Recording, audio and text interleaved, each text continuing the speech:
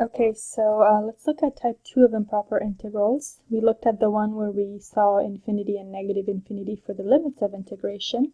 Type 2 involves integrands that have discontinuities involved with them. So I want to say a little caution about type 2 because they look like innocent integrals, but you got to pay attention to what function you're integrating. Right off the bat, they're not as easy as type 1 where you see infinities and you know to deal with improper integrals. So let's look at the different cases that could happen. So we'll say type 2 part A, you see an integral that looks perfectly innocent from a to b f of x dx, so there's no clear indication that this could be improper. But graphically what happens to your function is something like this. So what happens is that at b, there's actually a discontinuity in your function. So you have a vertical asymptote and you're trying to figure out the area under the curve, but there's some trouble point at b, because the function becomes discontinuous. So though it doesn't look like an improper integral, if you analyze the graph, meaning analyze the integrand, you'll see that there's a discontinuity and b actually is a trouble point. So you change this integral to this guy over here, which simply says take the trouble point, which was b, where the discontinuity occurred, and replace it with t, and take the limit as t goes to b, but from the left. Why from the left? Because you're looking at the integral area under the curve from a to b, and you're walking from a to b, so you're really approaching b from the left side. So this is important that you're approaching b from the left, and then the integral of f of x dx. So case A, your discontinuity happens at b. Similarly, you may be looking at a simple integral, but then you look at the graph or you analyze the function and you see that f of x actually has an asymptote or a discontinuity at a.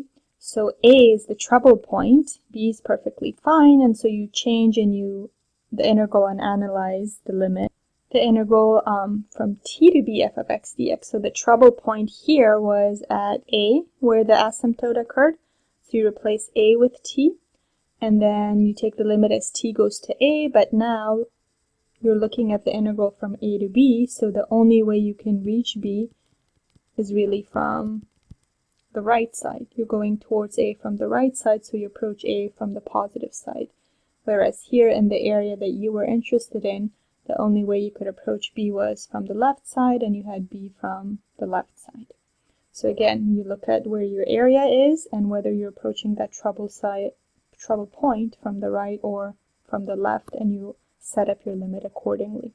And then C is sort of a combination of the two, where you're just looking at the area from A to B of this function, but the C sneaks up on you where somewhere in the middle of that region there's a discontinuity.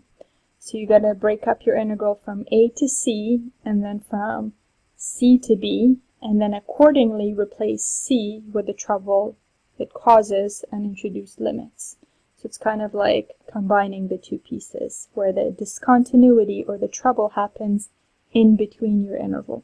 So we rewrite part C as such, but let me go figure out the plus and the minus business. So we're going to break it up as the integral from A to C only, but C is the trouble point, so I'm not going to say A to C, I'm going to say A to T. And it looks like from A to C, I'm going to be approaching C from C's left side. So approach C from the left side. That's the first piece of the integral. Plus, I'm going from C to B, but C is the trouble point. And so T goes to C. But the only way I can get to C in that region that involves B is to go to C from the right side. So if I'm going from B, I'm approaching C from the right side, so this is the limit as T approaches C from the right side. And so we're basically thinking A to C, C to B. C was the trouble point, I was approaching it from its left side, notice I'm coming from the left towards it. And then C to B, C was the trouble point, but I'm approaching C coming from B from the right side. So you don't want to memorize too much, you want to have an idea of what the picture looks like. So as before, if the right-hand side limits exist, the improper integral is said to be convergent, otherwise it's divergent. So again, for them to be convergent, the limits must exist. So I want to point out that for part C, the minute one of the pieces is divergent. That is it. You're done. You move on. You don't need to analyze the other piece. So both limits must exist for this one to be convergent. So the minute any of these limits become non-existent, then it's going to be divergent. So let's go look at some examples. Okay, so let's determine if the improper integral given is convergent or divergent. So in this case, they told us that it's an improper integral, but we wouldn't need that info really, because anytime we look at the integral now that we know about improper integrals, we want to make sure that that function does not become discontinuous in anywhere in between that interval or at the limits of integration. So here, as you can see, 0 is a trouble point. And why is that the case? Because you can look at the graph or just see right off the bat that 0 is going to make this denominator undefined. So 0 is the trouble point, and if I'm looking at the graph, 3 is okay, but 0 there is undefined, and so I have a trouble point there. So I'm basically looking at the area from 0 to 3, and since that's the trouble point, we will replace that with t. And in the region that I'm interested in, it looks like between 0 and 3, I can only go to 0 from the right of 0. So I'm going to approach 0 from the right. That's where the plus comes from. You're approaching 0 from the right because in the region of interest, between 0 and 3, you contain area to the right of 0. So now I analyze this integral and then I take care of the limit. Well, this integral is just sort of like a power function. I can think of this as x to the 3/2. Because again, that's in the denominator x to the 1 times x to the 1/2. So when I add them, I get x to the 3/2. And that is just going to turn into a negative exponent. So x to the negative 3/2 dx. And that's an easy guy to integrate. So we get x to the negative 1/2 over negative 1/2 from t to 3. And it looks like I have negative 2 over a square root of x in the bottom. So let's go put in the limits and see what happens. And again, don't forget to carry on this limit as t approaches 0 from the right throughout the process. So basically what we have going on here is that I have negative 2 over root 3, just a finite number, and then I have t for my lower limit here, and when I put it in and I approach 0 from the right, let's see what happens. So if you approach 0 from the right, it means you put tiny, tiny numbers for t that are positive. If you put tiny, tiny numbers for t that are positive, and you say negative 2 divided by a tiny, tiny number, well, that's going to blow up. This is going to become big. So basically, let's make these guys plus. I end up with 2 over something really tiny, which ends up being big, goes off to infinity. So I have negative 2 over root 3 as a finite number, plus infinity, something huge, and it looks like this becomes infinite, and therefore my integral is divergent because the limit actually didn't exist and approach a finite number. Let's go look at another example. So we're trying to determine if this is convergent or divergent. And it looks like an innocent integral, but right off the bat we notice that the integrand has a trouble point, and that trouble point happens to be 1 because it makes a division by 0. So 1 minus 1 will end up with a 0. So that 1 is a trouble point for us that we have to analyze. Let's go quickly look at the graph. So I got 1 over 1 minus x squared under the square root. I already know 1 is a trouble point, and I could go ahead and replace that with t, but let's just take a look at the graph also. And it looks like, even though everything seems perfectly fine, I do know that as I'm going to 1, there is a vertical asymptote there. So I'm looking at this from 0 to 1, where at 1, there's issues that occur. So I'm looking at this region, and I'm going to replace the 1 with t and see what happens. So we're going from 0 to t, replace the 1 with the t, and notice I'm approaching between 0 and 1. The only way I can get to 1 is to approach it from the left side. So t approaches 1 from the left side in this case. So this guy clearly yells out a trig sub at us because it's set up to do a trig sub using sine, it looks like. Or we can remember from 261 that if f of x is sine inverse of x, its derivative is just 1 over 1 minus x squared. So we can recycle this result that we know from 261 and just know that this goes to sine inverse of x.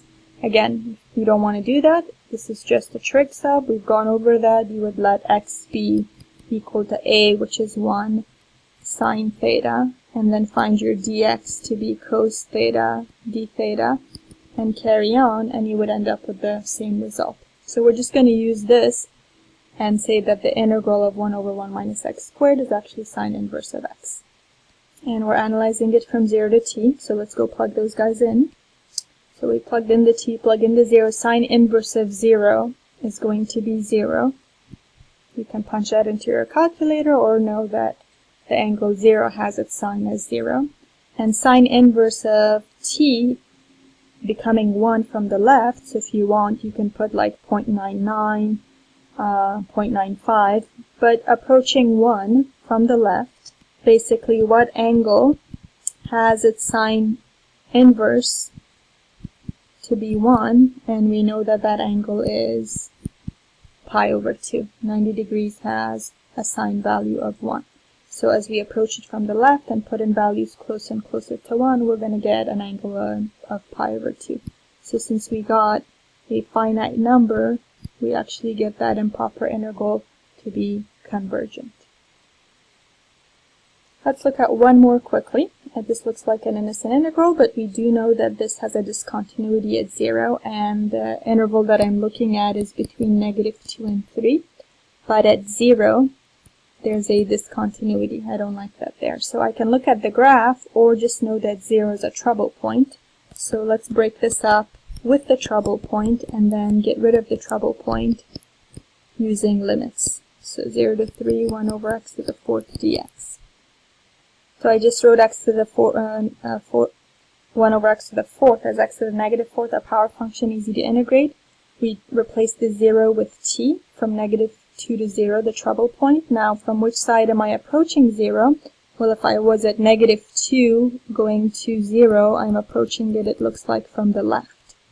So I'm going to 0 from the left, plus, same idea, x to the -4 dx, replace the trouble point with t, going up to 3, but this time between 0 and 3, it looks like I'm approaching 0 from the right. So 0 from the right. Let's analyze each piece and see if each piece is convergent or not. So I'm just going to focus on the left piece, x to the -3 over -3, put in my limits of integration. Notice that's just 1 over, or -1 over 3x squared, or x cubed, I'm sorry. So I'm putting in the t, -1/3 t cubed, minus 1 over 3, put in the -2, and the x cubed, -2 to the 3rd. So this piece is finite, that's good. But notice what happens here when zeros approach from the left. So you're putting in a tiny, tiny negative number. This is going to be tiny in the denominator, so we get -1 over tiny, which actually blows up and becomes big. It's a negative, so it becomes -infinity. So it looks like this piece is divergent, and I don't even have to go and analyze the second piece, because as long as one limit doesn't exist, you're done. So this is a divergent improper integral, again, because I'm essentially doing division by something really, really tiny that makes this blow up. And no need to analyze the second piece, I repeat, because the minute one becomes divergent, you're done, you can stop there. A tool that you can quickly use in the future, we looked at a couple of these at the beginning of improper integrals. If you have the integral of 1 over x to the p, like x squared, x cubed, x to the 1, x to the 3.5, whatever it is you're looking at, from 1 to infinity, you can make this conclusion. If p is bigger than 1, anything bigger than 1, your integral is always going to be a convergent improper integral. And if p is less than or equal to 1, it's going to be divergent. At the very beginning of lecture for this section, we showed for 1 over x squared, it ended up being convergent. It was in this case. And we also looked at 1 over x to the 1, and it ended up being divergent. So even if I have 1 over x to the 2.2 or 1.2, it'll end up being convergent. So you can use this tool in the future without showing it each time.